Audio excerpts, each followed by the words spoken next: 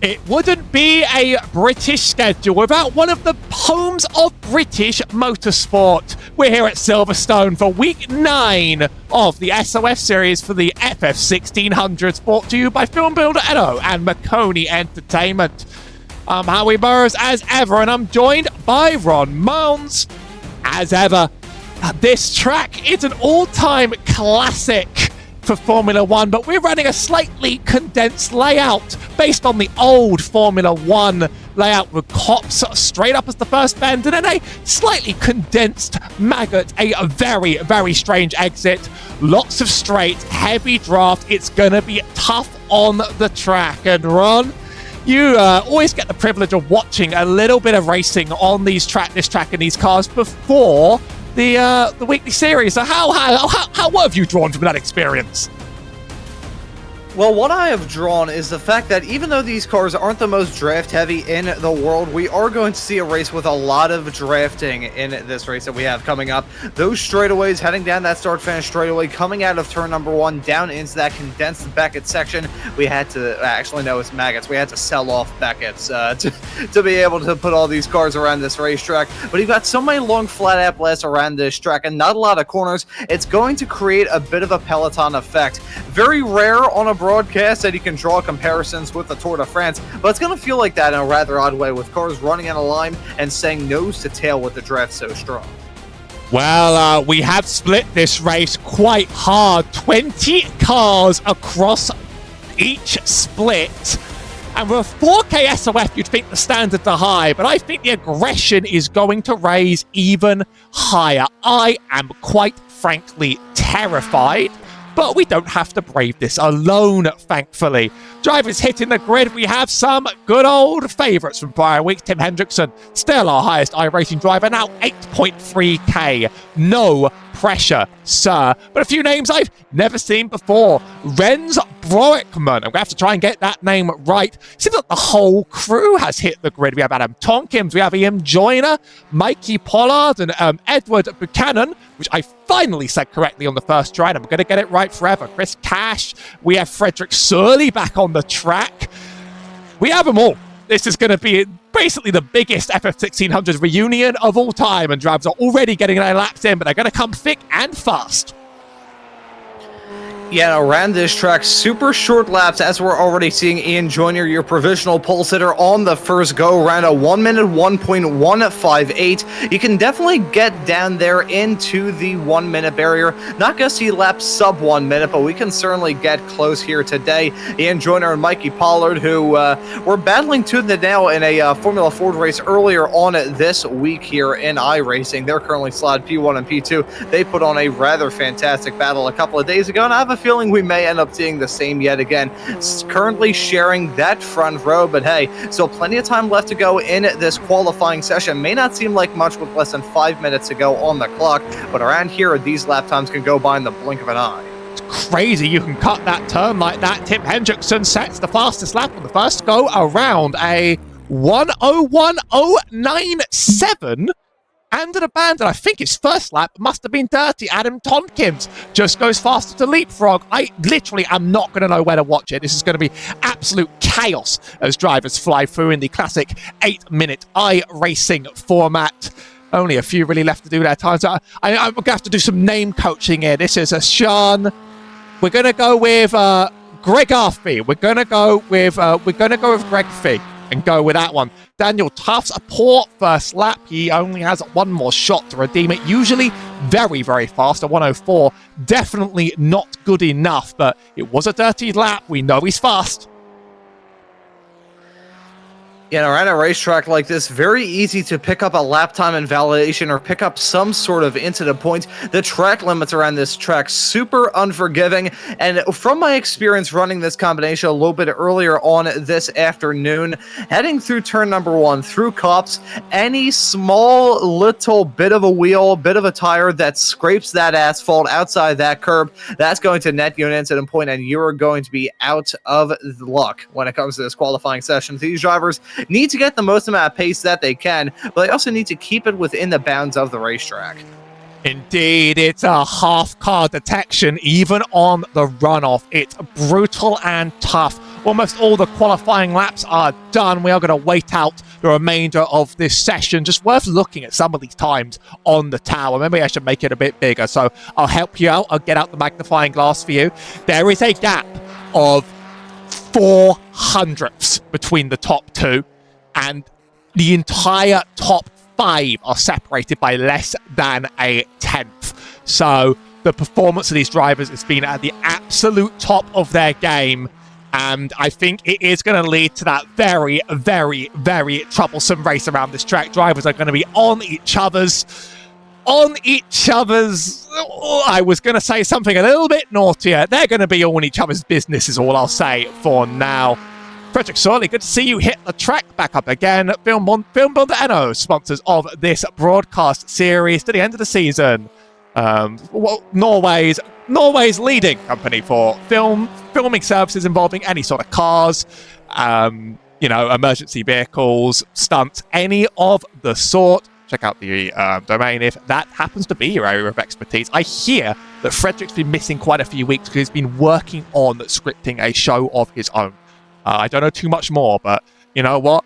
He may be a real FF1600 driver, but that's the sort of thing that it's worth missing iRacing for. Drivers are still saying fastest. That's Mikey Pollard is the fastest, a 1:01.021. Or maybe that overlay won't leave my screen. Go away. There we go. I think we're just running laps now. We're just running glory laps around for the sake of it. I don't think Sean Gregarfi got a legal lap on the books, but it's worth getting practice because you already saw them swing out there widely on turn 1. It's going to be a victim to all of us, I think. Yeah, heading through turn number 1 in this race car, I'm not sure the best way I could describe it. I would probably best compare it to balancing chainsaws. Really, there's only one way you can go through there, and that is uncomfortably. There's no other way. There's no quick line through there. There's no good line through there. There's only the least terrible. These cars are tough, and this race is going to be tough as well. Let's get the grid. 20 cars to fly through on this grid. So let's be as efficient as humanly possible. Mikey Pollard sits on pole right next to Ian Joyner. Look at some of these margins as we go down the grid. Next to him, Adam Tompkins and Tim Hendrickson in P4. Peter van den Oord starts 5th with Edward Buchanan in 6th. Alexander Istad sits in 7th with Andrea Bellotti in 8th in front of Christopher Cash and Nado Brown. Graham Rory Hunt sits 11th with Daniel Tufts, unusually in 12th. Renz Broekman sits in 13th with Peter Maddox in 14th. Dan Blake sits 16th with Frederick Surley in 16th. Rob C. Johnson sits 17th next to Joe Tomlin in 18th. On the back row, Sean Gregarfi and Carl Hardy unable to set a lap. Drivers almost all gridded. 20 minutes is gonna fly by in an instant. How would you race in a field like this? If it were me, I would walk around this track as if were walking on eggshells. We talked about some of the challenges that these drivers are going to face, especially heading off into turn number 1, right as we grab the green flag here in a couple of moments' time. I would take it easy. I would play it safe. To finish first you have to finish. And as we're getting to crunch time in this season as well, with a field oh so competitive as this one, I have a feeling we may be seeing some fisticuffs break out in this race coming up. So staying clean would probably be my key. It's going to be an explosive day at Silverstone, possibly one of the most chaotic of the season. Just 2 more drivers to grid, or we'll be off running in 20 seconds no matter what. So hold right on to your hats. Maybe they're making us wait on purpose. Maybe that's part of the game. Sometimes they do like doing this to me. Or they're buying me time, but also they're making me wait, you know? Well, here we go. That's the yellow flag, and that means only one is coming next. It's going to be the green. It's quite a late one. Away we go. Mikey Pollard gets a good launch, and it's an absolute scramble behind, as predicted. Ian Joyner gets one just as fast, just behind. No, not quite able to go side by side into Cops. It's a absolute field fill around there on the outside. That's the 8 and the 1 of Van den Oord and Hendrickson. They try to get a line in. We fly into Maggots, and then we take the long way around enough to fool anyone. But we've all made it through these first few turns very cleanly. How long is that going to hold? I have a feeling it won't hold for very, very long, as we may have a fight involving Pollard and Joyner. Joyner maybe got to look to the outside line, heading down into turn number 4. It's a fight between these two. Deja vu to what we've seen thus far this week. Pollard holding his own, heading off through this series of corners. This end section of the racetrack, it's going to be the one that keeps these drivers close. You got that drafting heading down some of the flat-out blast, but when you've got those heavy braking opportunities, a chance to go for a maneuver, and a chance to have a mistake if you are trying to force one onto your competitors, gonna end up being the spot where we see some drivers go for some moves, but still side-by-side racing all throughout the field, especially a titanic battle with Tompkins and Hendrickson. They're running side by side, the cops, and that's always a scary sign, no matter the open wheel racing. Peter van der Noord leads this pack of 5, and then the gap quite opens up. Edward Buchanan and Alexander Istad trading side by side. Belotti and Cash just behind. It's really anybody's game, and the estimation now is 19 laps of this place. Look at the runs we're going to get down this start-finish straight. Lines being held up on the right-hand side here, which is allowing that left-hand side run by Alexander Istad to get the run. Further up ahead, Mikey Pollard keeps the lead out of the last couple turns as we get into this. I've forgotten the name of even Silverstone's corners. I should know this place off the back of my hand. Trust me, I do not, even when it's short. They're behaving for now. There's a real chance that drivers decide to get into line and sort of wait to go elbows wide near the end. I like how you said they're behaving for now. Keyword being now. When we get towards the end of this race, which, hey, in these 20-minute long races, the distance can disappear in the blink of an eye. We're going to start to see these drivers force this issue a little bit more. For now, though, they're 3 wide, heading down into 2 through Maggots right now. How's this going to work out? It's close quarter stuff with Ian Joyner and Tim Hendrickson. Hendrickson holding on to the inside line, trying to get a good run down this Wellington straightaway out of Aintree. Super important to get a good run heading out of there. Very easy to spin as well on cold tires, but it looks like these drivers have negotiated the first few laps of this race rather clean. It's still close to the front of the field. Tim Hendrickson trying to sweep around the outside of Mikey Pollard, heading his way through Brooklyn to turn 4 into turn 5 of Luffield. It is still close quarter stuff and 2x2 action with Tompkins and Ian Joyner with a bit of an overlap briefly as they head their way through turn 5. I like the run Hendrickson got, and he's trying to tussle to get himself into this lead. 3 wide across the start-finish line. This is not going to hold into cops this way. Daniel Tufts has just taken some serious damage to that car. There have been wrecks, but this battle up front is almost too close to look any way back from. The gap almost there for Joyner. He doesn't take. They've kept it through safely. I'm amazed at the skill and talent on display, but I'm also scared. I'm going to go grab a replay of that crash as soon as I can.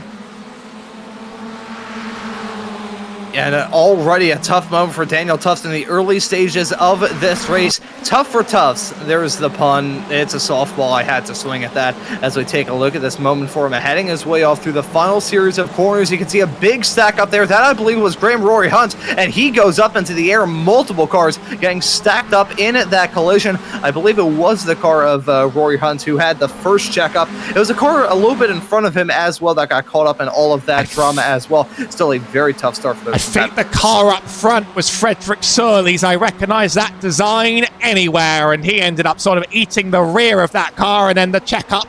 Soars is a Constantina. Tufts the only one taking a meatball. Hardly looked like one, but iRacing rules are iRacing rules. The fast repair's available, but he's going to be right at the back of this train, and this is a race where you have to work as a group to get it together. This front pack has really compressed now. 9 cars in it. Andrea Belotti sits alone off the back. I see more smoke. That is Graham Rory Hunt. He's gone spinning off the track, just kept it to himself. Cars flying around, and that's not even including the battle for the lead, which has been taken by Hendrickson for now as Cash and Istad go side by side. Cash just about has the advantage. This is a melee.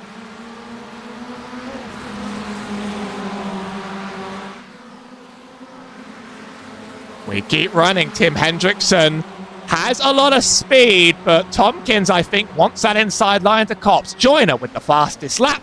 And it's a big clear by Tompkins on the inside of Cops. You've got to sort of let him go and play with the party. There's no point fighting over every inch of track, but as I say that, there's 3 and there's room for 4. Minor little wheel banging. Very no harm contact Joyner has the inside on exit. Gonna push Hendrickson quite far wide. They keep it together, and that's going to give Tompkins, the free car, that middle line to run it free. No one quite has the run to run it for, but it's going to be an outbreaking battle into this final tight sector. It's Hendrickson who gets the best of it for now, but every corner feels like a new tangle with these guys. And the fighting is still going to be intense from now all the way through to the drop of the checker flag. Just want to wrap up the storyline that we saw with that Daniel Tufts incident. It was Sean Garrity involved in that. He actually got some air in the number 10 car, and the other car involved in that collision was Nato Braun in the number 18. There so those three drivers were the one that came to blows, as that's Hendrickson. Hendrickson's around. He's kept the car just barely alive, but I hear on the chat, what a shame, gang. That's what I've heard. A little bit of disappointment that had to end that way, but it was going to eventually. Let's get the chopper cam. We always have choppers for every occasion. He runs it a bit tight there on the inside of Cops, and that's going to send him. He does get the car pointing forwards quickly enough. He seems a little bit frustrated, but there's a lot of angles we could review that from. Unfortunately, there's a big race still going on, and there's 9 cars in this chase. 8 cars. It goes back to Edward Buchanan on the back of it. Just seems to keep growing and shrinking as time goes on here. Yeah, and more cars getting involved in all this. It goes back to the point that we raised earlier on this broadcast, how we talking about the small little quirks and features surrounding this racetrack, comparing it to some of the others we've run at up to this point in the season here in this official series. This is a one where it is the most flat out, probably has the most amount of flat out racing around it as a track. So that's part of the reason why these drivers are oh so close, side by side at the front with Joyner and Tompkins. Tompkins holding on to that inside through turn number 3 right now, but he and Joyner looking to maybe get a move done, so close to making contact. Now it's Mikey Pollard who will try and get the run. A big swing to make it free wide, and Tompkins tries to squeeze to cover it up. I feel like that's going to give it to free for Joyner on that inside line. The line does change into our final corner, but it's quite hard to sneak one up the inside. Van der Noord in the free, gets in and gets out there side by side. It could be a drag race in race conditions. And if you've been enjoying the racing this week, I'm not only going to ask you to subscribe, but I'm going to ask you to keep an eye out for next week as we head to Alton Park Circuit, possibly the greatest spectacle in Formula Ford racing. Every single time it's on, the season roars on and it remains exciting all the way to the end. And this race looks like it's going to remain exciting to the end. Among this lead pack, we've only lost one in 10 minutes. Yeah, only one retirement up to this point, as Frederick Sorley has actually come down pit lane, the number 16 car, so something must have gone bad for him as he finds himself in 18th at the present moment. But getting back to this battle at the north end of the field, it's a 4-car train with 2 cars side by side right in front. That's a fight with Joyner and Tompkins still flaring up as they head their way down into turn at number 4. This battling is going to be intense all the way through to the checkered. These drivers don't have to worry about pit stops. They just have to make it to the end and try and beat their rivals, which is part of the reason why these drivers keep throwing everything, including the kitchen sink, at each other, going for moves into turn 4, going for moves into turn 1. They've been side by side through 2 and 3. They've been side by side through turn 5. They've been side by side through 6 as well. These drivers will not give out. I saw yesterday that these drivers can technically go side by side through every single part of this racetrack. Not the greatest strategy, though, as we nearly saw Ian Joyner run to the back of Adam Tompkins coming out of turn number 1. They're side by side to 2. This track designed for the width of a Formula 1 car, so the smallest training wheel Formula cars, well, we don't really include the V in that. These are serious cars for serious racers. They could make it 4 throughout the entire track. It really does just open up into something unlike anything else when you take it to these Grade 1 circuits. A bit of a bump there from Mikey Pollard. He's been kicked out of line. I'm going to need to keep an eye on that. He sort of remains in this pack, but that top 3 very quickly became a 6th place. It sort of looked like he took a little bit of contact. No, he didn't. A little bit of a twitch that he had to save under his own power. He remains with the pack. That could have ended a whole lot worse. A good save to keep him in it as Tompkins and Joyner play the side-by-side game yet again. We are now over halfway. 20 laps we're going to race, and we've just done 11.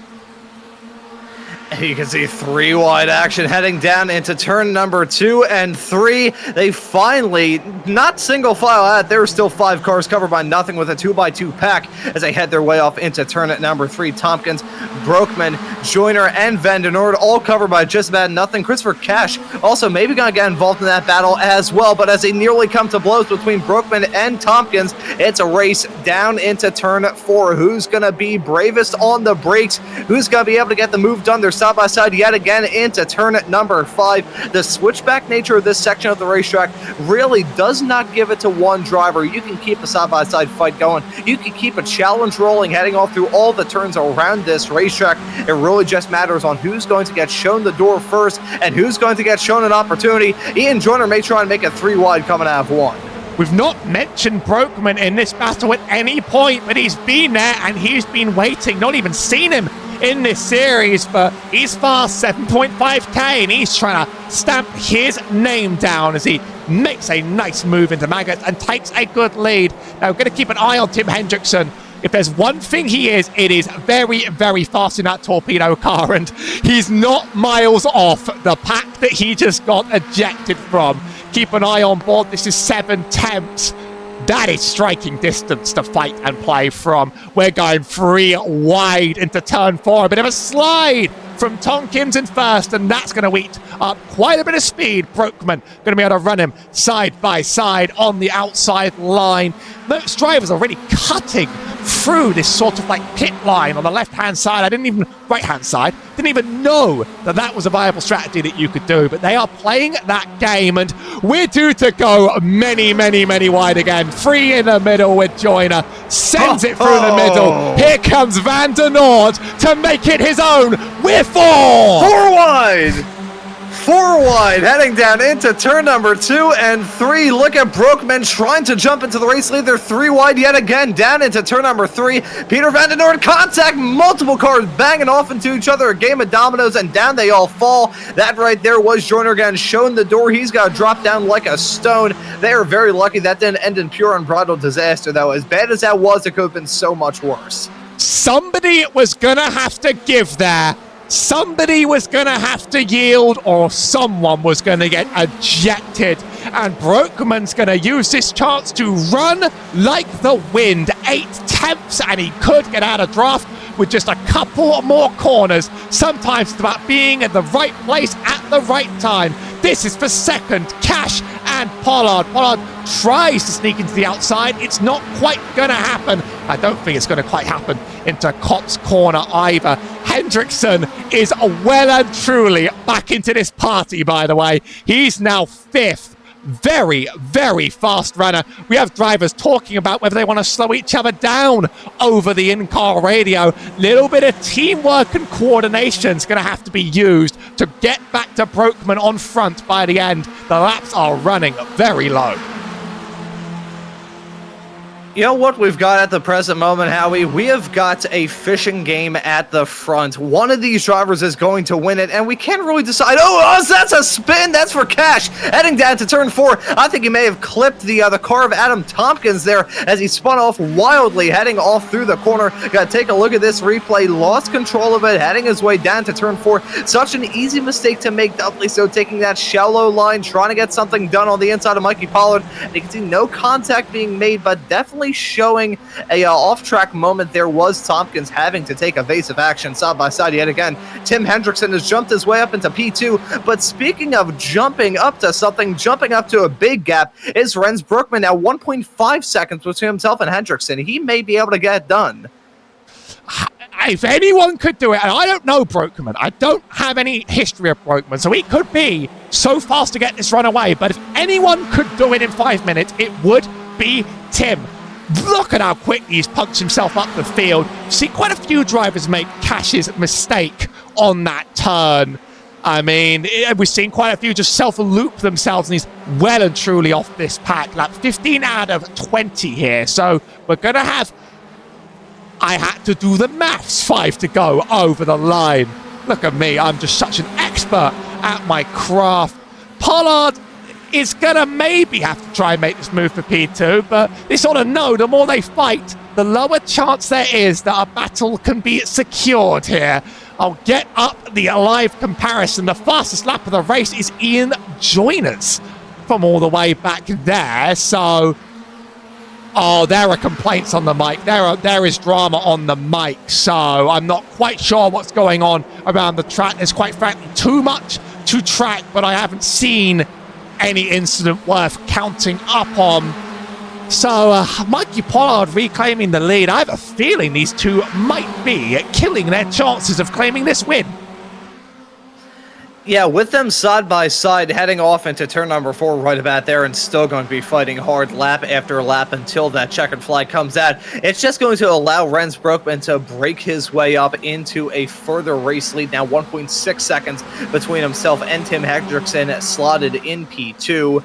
But one thing that we have to keep in mind, as much as we have 3.5 minutes left to go in this clock, 1.6 seconds as a gap between Broekman and Hendrickson for the battle for the win, and a lot more cars still involved, battling tooth and nail through every single corner around this 6-turn racetrack, and maybe some 3-wide action here as they head their way off into turn number 2 here in a few moments' time. One number that I want to keep in mind is 17, the incident point limit here. Very easy to pick up the off tracks, and with the side-by-side racing we've seen, very easy to pick up some 4Xs as well. We saw some drivers get hit with that DQ hammer last time out at Snetterton. I think we're going to see the exact same here at Silverstone if these drivers don't take it a bit more easy. Oh, thankfully, we've not seen many Giga wrecks so far this race. You would have thought that maybe they would have ended up inside each other. Hasn't happened terribly often, but you're very right. The off-tracks here are some of the strictest in iRacing. They are absolutely brutal. Pollard has a second and a half to make up, and that headway hasn't really been happening between these drivers. Rens Broekman has made a fantastic run away ever since the incidents behind him. He just wants to run away and secure this one for good. They're battling further back here in this pack, led by Adam Tonkins. Every position counts. Car exiting pit lane there on the right-hand side. I think that was Joe Tomlin, may have eaten some sort of penalty for a pit road infraction. He dives out of the way. These drivers still absolutely racing for every position, like their life depends on it. They're not going to catch Van der Noord like this, but they want those places. That's what racing's all about. And the racing is still going to be intense as these drivers are going to be coming to 2 to go this time by. Time is certainly running out for these drivers of Tim Hendrickson and Mikey Pollard to mount a challenge on Broekman. They're going to have to hope that the number 2 car of Rens Broekman loses out on a boatload of pace, maybe picks up a slowdown. If he picks up a penalty coming out of turn number 1, which will be rather detrimental, it'll be a fight for the race win. There's no question or shadow of a doubt about it. But unless there is some miracle that falls away of Hendrickson, Pollard, or Peter Van der Noord, it looks like those 3 drivers are going to have to settle for a battle for the final 2 podium spots and the 1 spot out of it. Van der Noord is slowly reeling in these drivers. If you listen faintly through the cheers of the crowd and the roar of these engines in these Formula Ford race cars, you can start to hear that Jaws theme begin to play. Van der Noord closing up that gap now 0.4 of a second between himself and Mikey Pollard. Tim Hendrickson and Pollard have definitely used up their stuff, and they've gotten involved in some drama thus far. So getting back to that incident point discussion, they may not afford to be able to take it super difficult, as here's a fight involving Ian Joyner. He's been on a hard charge as of recent, was at one point about 1.8 seconds off of the tail of the pack. He's now going side by side with himself and Tompkins down through turns number 4 and 5 for one of the last times in this race, but the white flag going to be in the air for Rens Broekman, on track for a victory. And what a win it would have been. You have to be in the right place at the right time to take advantage of when this pack will eventually run away from themselves and break themselves. But you need to be mindlessly consistent to just get lap after lap after lap around here without a mistake. Not objectively the fastest laps in the book, but certainly some of the most consistent from Rens Broekman. He will have earned this win if he can make the last few corners happen, just as much as Tim Hendrickson will have earned this second for the comeback of the century, spinning all the way from the back up the field. He's a force to be reckoned with. They're going to go for it one more time into our final few corners, and I think that's Tim's. I think Mikey Pollard has just had a bit of a slip and a bit of a tangle, but none of that's going to matter for our race winner, Rens Broekman. First time I've seen him in the SOF, and what an incredible run to make your first. Rens Broekman wins at Silverstone. And what a performance for Broekman, winning this race by 1.3 seconds. It may not seem like a huge gap, and granted, it isn't in the grand scheme of things, but here at Silverstone, that is a vast yawning chasm. Think of it, the fact that we had all the drivers inside the top 10 covered by just about nothing not terribly long ago. He was able to break away from the chaos, break away from the drama, and pull out to a gap like that. Well done to Broekman, and well done to all of these racers. You know, despite the chaos that we saw in this race, only had one retirement in the form of Sean Garrity. So the fact we saw 19 drivers cross that start-finish line to take the checkered flag in this race really speaks volumes to the talent in this series. Very much so. I'm thrilled at what we just seen. There's a little bit of talk, a little bit of discussion over incidents. Maybe I'll let one or two of them talk about it themselves on the interviews. We're going to hope to get one or two available. I know Tim will want his chance, and let me just say I'm leaving him to you this time. What a tight and exciting field. I'm going to try and make sure these are at their most accurate for next week. These are currently my assumptions based on a few gaps I've had to fill. But if it stands as it does, then Istad and Cash are the next ones in striking distance of championship contention. Drop weeks very much in play. Tufts has done a great job running away with it for many, many weeks. So even a bad week like this gets forgotten about. I can't even do words in the grand scheme of things. Drop weeks are very dynamic, however, so there's a lot to take into account.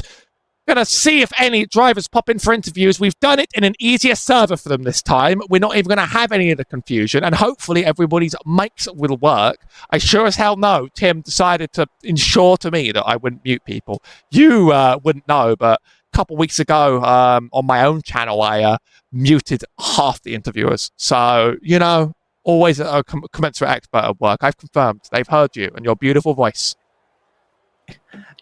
You know, I'm going to share a good story from some other broadcasts I've done in my iRacing broadcasting career. Have done some shows on camera, have done some opens on camera, and one time my co-commentator who was on lead passed it off to me, and I appeared on camera speaking into a microphone that was muted. So, man, I have absolutely no room to judge when it comes to muting some people in the commentary booth or even muting myself. I have spoken into a muted microphone too many times to count, so I have absolutely zero room to judge. You can clearly tell that I whacked my head on the coffee table that we have downstairs in my living room far too many times, but fingers crossed we'll be able to have a chat with some of these drivers. With a race as challenging as this one, it will be nice to get these drivers' perspectives on their thoughts on this rather interesting layout of Silverstone. Don't really see the national layout used all too much, but it puts on some pretty good racing here in the FFs and really highlights the drafting abilities in these race cars that we don't usually think about when it comes to the FFs.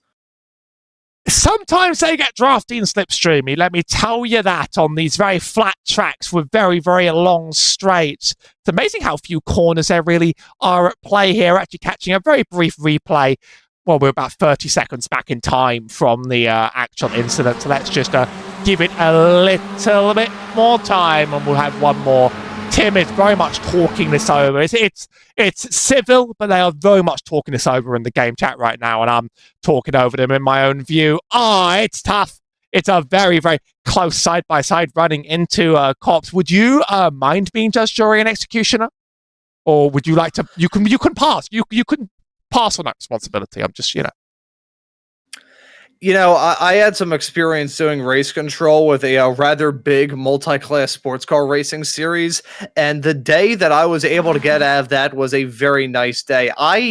I don't drink, but being in race control nearly drove me to, so I would like to avoid doing any sort of race control stuff, never do it again for all of the years that I am still here on planet Earth, so can't necessarily say I would like to be in some of those discussions to figure out who is at fault when it comes to some certain incidents, but I don't know, maybe I'm just not a masochist to be able to be good at race control.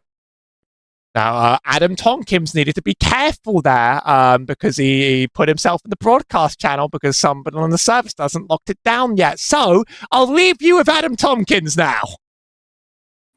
And Adam Tompkins now joining us here in the commentary booth, and may need to get the lock change here in the booth. But Adam, welcome in, and well done on a pretty well-executed drive here at Silverstone. Happy to talk us through that crazy race. Yeah, it was a bit of a crazy one, wasn't it? Me and Ian got a bit unlucky with Peter's losing it on the curb a bit. It's quite tricky on the curbs here at Silverstone. You know, if you cover too much, there were just wheel spins everywhere, despite it being quite flat. But yeah, I tried to work with Ian, keep the top two places intact. But yeah, it just wasn't meant to be. It's so difficult here to keep position. But yeah, congrats on the winner. I think he got a bit fortunate, to be honest, because I think some instance just opened up for him. But yeah, it was a really good race for a spectator. Yeah, able to break away from the drama and break away from the chaos, which was absolutely plentiful here at Silverstone. I mentioned this during the broadcast, but just about every single turn was conducive to some side-by-side racing. So how was it just trying to stay in the right frame of mind with drivers attempting moves on you, or you having to attempt moves on drivers left, right, and center? Yeah, I was sweating buckets. Turn one's quite tricky because sometimes the inside line works, but then the outside can work as well. It's just about having the right momentum into the corner and how many off tracks you can exploit. Yeah, I just had to. I tried to keep the inside line as much as I could, but then I realised when it's three wide, that's very difficult to do. I think you have to be on the middle or outside. Yeah, just an unfortunate race for me, but I really enjoyed it despite the result. And looking forward to the next race of this season, going to be at, as Howie called it, the best track for the Formula Fords, Alton Park, in 1 week's time on the international layout with the chicanes. So that's going to be a good one. What do you think? Yeah, it's a local circuit. I only walked around it a couple of weeks ago. Yeah, I'm hoping to do it next week. I hope it stays dry as well. I think that's 50-50 chance at the minute.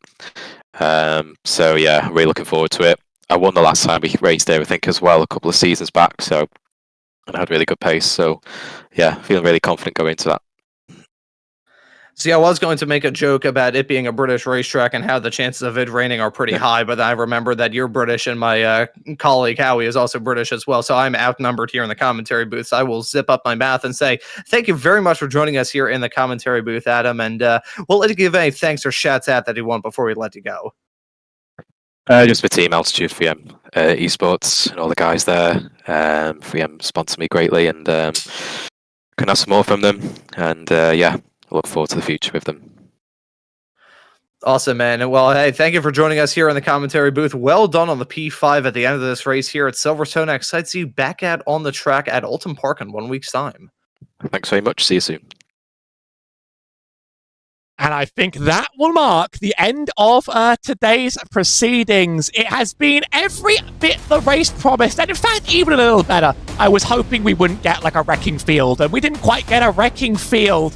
Instead, we got some spectacular draft play all the way to the end. From Howie Burrows and Ron Mons, thank you very much for watching this broadcast on Maconi Entertainment, and thank you for FILMBIL.NO as ever for the title sponsorship. We'll see you